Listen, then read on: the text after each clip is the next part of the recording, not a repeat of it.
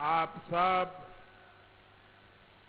अपना समय निकालकर मुझे आशीर्वाद देने आए हैं, ये मेरे लिए बहुत बड़े सौभाग्य की बात है और मैं आपका बहुत बहुत आभारी हूं। आप सब मेरा प्रणाम स्वीकार करिए।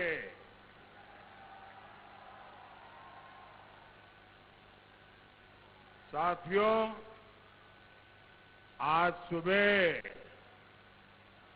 मैं मेरा कर्तव्य निभाने गया था और सुबह मैं वोट कर करके आपके पास आया हूं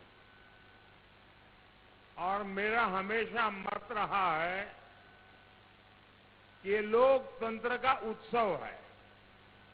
उसको हमने नागरिकों ने उत्सव के रूप में मनाना चाहिए। और आज मैं धार में देख रहा हूं कि मेरी माताएं, बहनें, बेटियां जिस प्रकार से परंपरागत वेशभूषा में आई है, जैसे अपने परिवार में कोई अवसर हो, वैसे ये लोकतंत्र का मिजाज है। आपने ये, और मैं पक्का मानता हूं कि मीडिया वाले मुझे तो बहुत पब्लिसिटी देते हैं, लेकिन थोड़ा आज ये उत्सव का माहौल बनाकर यहां मैं जो बहन बेटियां देख रहा हूं, क्या बढ़िया बढ़िया वस्त्र पहन करके आई हैं। लोकतंत्र को उत्सव बना दिया इन सबने।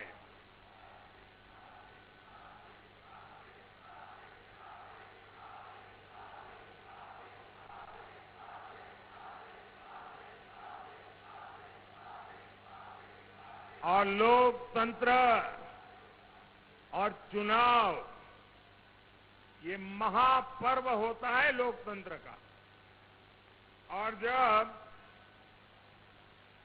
चुनाव में उत्सव का माहौल जब बन जाता है ना, तो मतदान तो बढ़ता ही बढ़ता है, लेकिन जो 18 साल से कम उम्र के बच्चे हैं घर में, उनको लोकतंत्र का महात्म्य क्या है, चुनाव का महात्म्य क्या है, वोट देने का मतलब क्या होता है। एक प्रकार से चुनाव एक संस्कार संक्रमण की प्रक्रिया भी है। लोकतंत्र के प्रति समर्पण को और अधिक प्रभावी बनाने का ये उत्तम से उत्तम अवसर है। और धार के मेरे भाई बहनों ने आज ये माहौल जो बना दिया है उत्सव का, मैं धार के लोगों को बहुत बहुत बधाई देता हूं।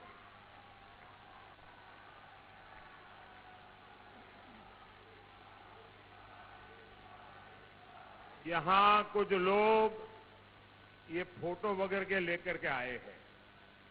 आप सबके फोटो मैंने देख लिए हैं। अगर आप बैठ जाएंगे तो मेरे पर बड़ी कृपा होगी, क्योंकि पीछे सबको परेशानी होती है। मैंने देख लिया है, आप तस्वीर लाए हैं, कृपा करके आप बैठिए। नहीं बैठेंगे, उन तस्वीर को नीचे रखिए, आराम से नीचे बैठिए। मैं आपका बहुत आभारी हूं कि आप इतनी मेहनत करके चित्र बना करके यहां लाए हैं, लेकिन आप आराम से बैठिए, थक जाएंगे। बोलो भारत माता की, भारत माता की, भारत माता की। साथियों, 4 जून को अब 1 महीना भी नहीं बचा है। आज तीसरे चरण की वोटिंग चल रही है। पहले चरण में विपक्ष पस्त पड़ गया था। दूसरे चरण में विपक्ष ध्वस्त हो गया था। आज तीसरे चरण के बाद जो इधर उधर कुछ छोटे छोटे टमटमते तारे दिखाते हैं, तारले दिखते हैं, वो भी अब अस्त होना तय हो जाएगा। क्योंकि पूरे देश ने ठान लिया है। फिर एक बार, फिर एक बार, फिर एक बार, फिर एक बार। साथियों, यहां से महू ज्यादा दूर नहीं है। महू में ही बाबा साहब आम्बेडकर का जन्म हुआ था। ये भूमि मेरे जैसे कितने ही लोगों के लिए किसी तीर्थ स्थली से कम नहीं है।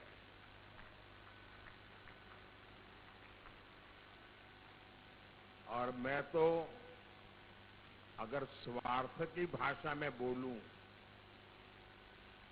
मुझे बोलना नहीं चाहिए, लेकिन अगर स्वार्थ की भाषा में बोलूं तो मैं कहूंगा बाबा साहब का संविधान न होता तो मोदी इस जगह पे नहीं होता। ये बाबा साहब का संविधान है जिसके कारण आप सब मुझे यहां तक पहुंचा पाए। नहीं तो आज भी एक ही परिवार का राज चल रहा होता।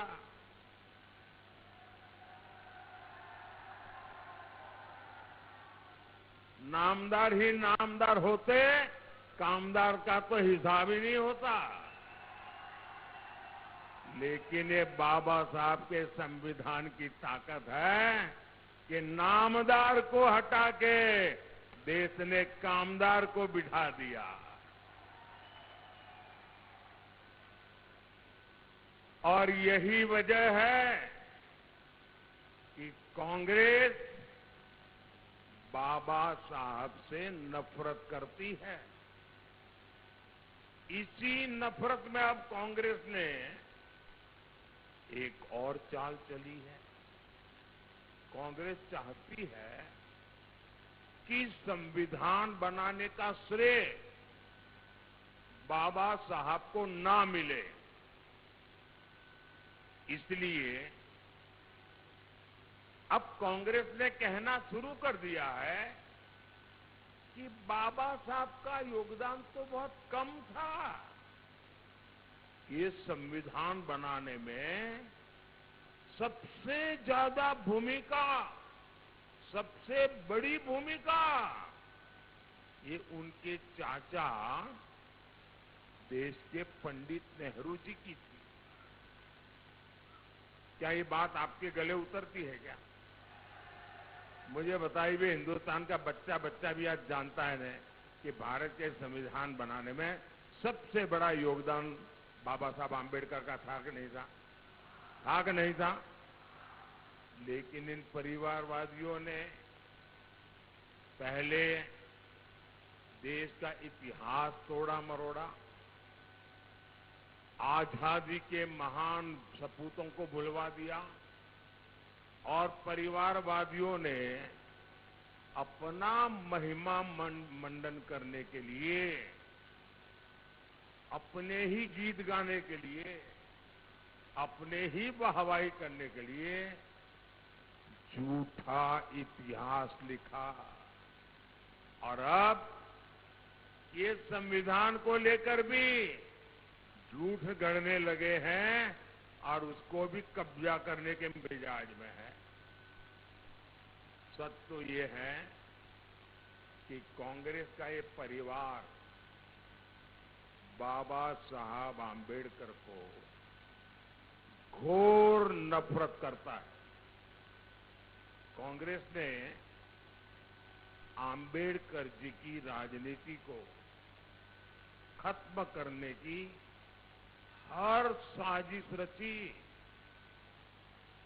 मैं इसे भाजपा का और भाजपा सरकार का सौभाग्य मानता हूं कि भाजपा के समर्थन वाली केंद्र सरकार ने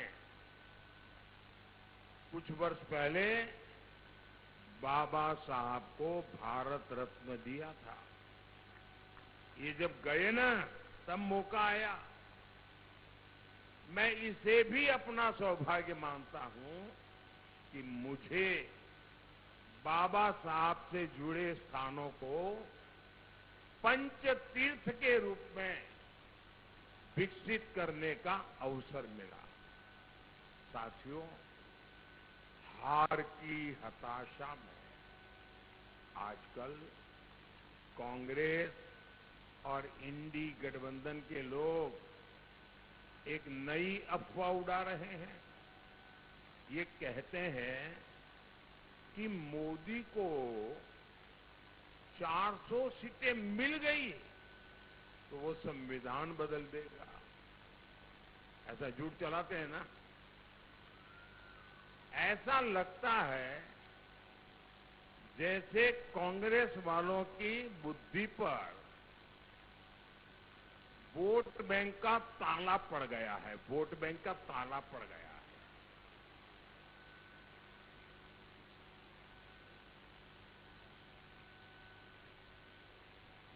अब इनको मैं बुद्धिमानी कहूं या न कहूं, ये भी मेरे लिए सवाल है। अरे, इनको पता होना चाहिए 2019 से 2024 ये जो 5 साल मैंने सरकार चलाई ना, और 2019 में जो आपने वोट दिया था, 2019 से 2024 मोदी के पास एनडीए प्लस के रूप में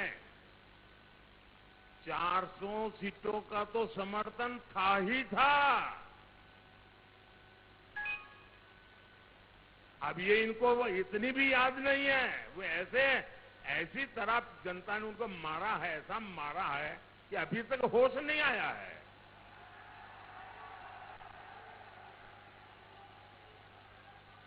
- 2019 के बाद करीब करीब 300 सीटें तो एनडीए के पास थी। इसके अलावा 3-4 क्षेत्रीय पार्टियां और निर्दलीय पूरे 5 साल हमारे साथ खड़े रहे। ये सब अगर मैं मिला लूं, एनडीए प्लस का हिसाब लगा लूं, तो ये करीब करीब 400 पहुंच जाता है। और मोदी ने 400 सीटों का उपयोग किस काम के लिए किया?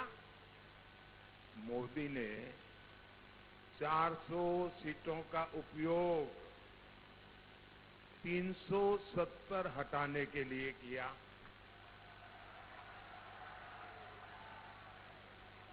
मोदी ने 400 सीटों का उपयोग SC/ST के आरक्षण को 10 साल आगे बढ़ाने के लिए किया। मोदी ने 400 सीटों का उपयोग एक आदिवासी बेटी को पहली बार राष्ट्रपति बनाने के लिए किया। मोदी ने 400 सीटों का उपयोग महिला आरक्षण के लिए किया। और मोदी 400 सीटें क्यों मांग रहा है, ये भी देश को जानना बहुत जरूरी है। मोदी को 400 सीटें यानी एक प्रकार से 2019 से 24 जो दिया, उसको रिपीट करने के लिए मैं कह रहा हूं। मोदी को 400 सीटें चाहिए ताकि मैं कांग्रेस और इंडी गठबंधन की हर साजिश को रोक सकूं।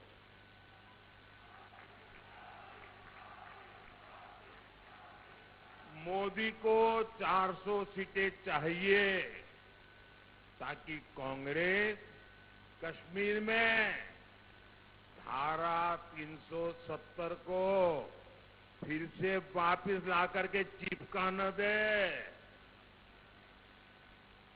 खेल बिगाड़ न दे। मोदी को 400 सीटें चाहिए ताकि कांग्रेस अयोध्या में राम मंदिर पर बाबरी ताला ना लगा दे।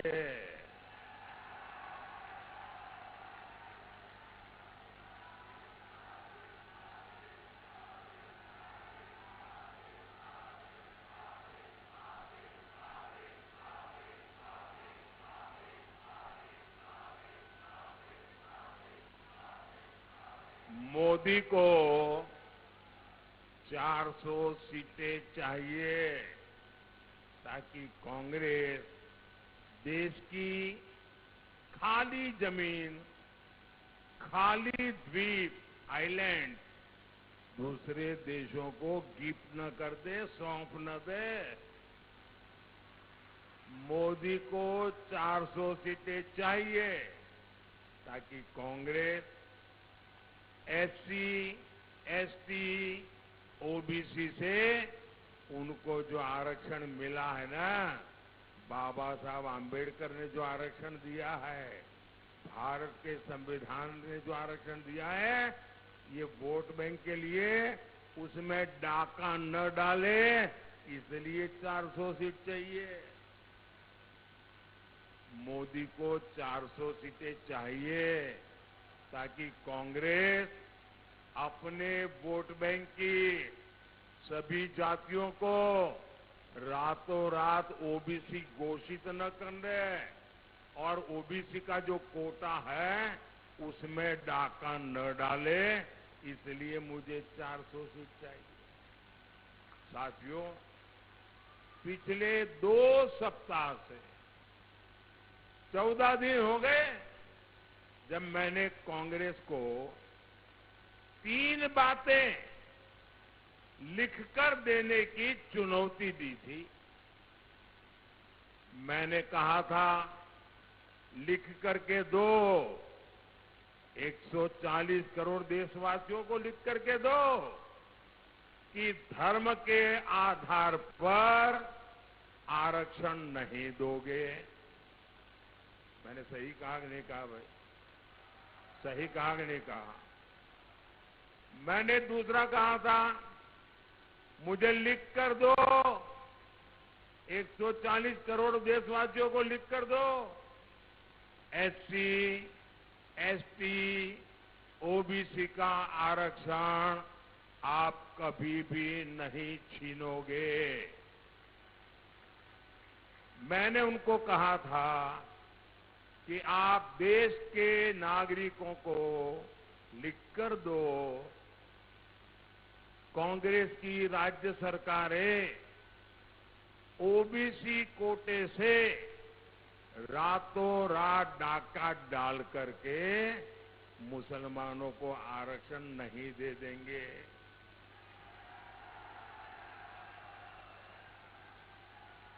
अब मेरे 3 सवाल, बहुत सिंपल सवाल है साहब, लेकिन कांग्रेस चुप बैठकर बैठ गई है, बन करके मुंह पे ताला लगा दिया है उसने।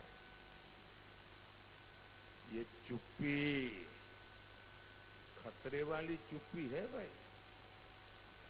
उनके अंदर खेल है और मैंने अब उनके दिमाग का एक्सरे निकाला है।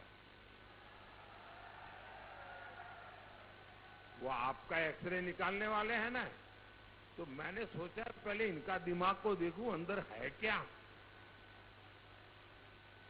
तो उसमें वोट बैंक ही नजर आ रही है, बस हर चीज में वोट बैंक, हर चीज में वोट बैंक। साथियों, कांग्रेस तो चुप है, लेकिन आज इनके एक बड़े साथी ने इंडी गठबंधन के इरादों पर मुहर लगा दी। उनके एक नेता जो चारा खाने के कारण जेल में है, जो पशुओं का चारा खा गए और अदालत ने जिनको सजा दी है, अदालत ने